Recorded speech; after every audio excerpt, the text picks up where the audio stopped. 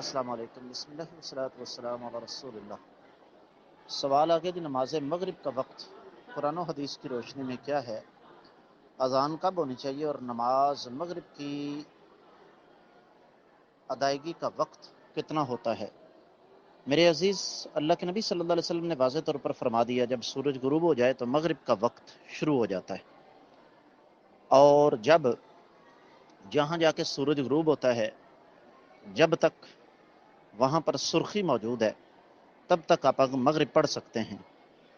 اور آج کے دور میں جب اس پر تحقیق کی گئی تو پتہ یہ چلا کہ یہ وقت بنتا ہے تقریباً کوئی 1.25 گھنٹے سے لے کر 1 گھنٹہ 20 منٹ تک۔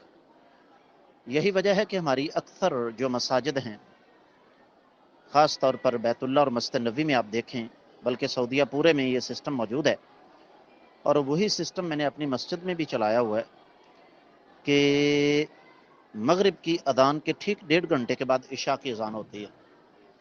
تو اصل وقت اس کا یہی ہے، اس دوران آپ جب بھی نماز پڑھیں وہ آپ کی ادا ہے، قضا نہیں ہے۔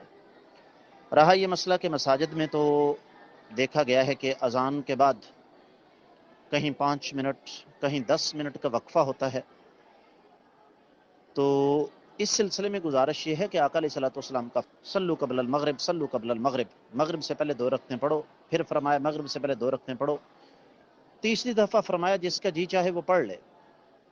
تو اس کا مطلب یہ ہوا کہ مغرب کی اذان اور جماعت کے درمیان اتنا وقفہ ہونا چاہیے کہ 2 رکعتیں پڑھ کر انسان آسانی سے دعا کر سکے۔ میں امید کرتا ہوں کہ آپ کو اس بات کی پوری طرح سمجھ آ گئی ہوگی۔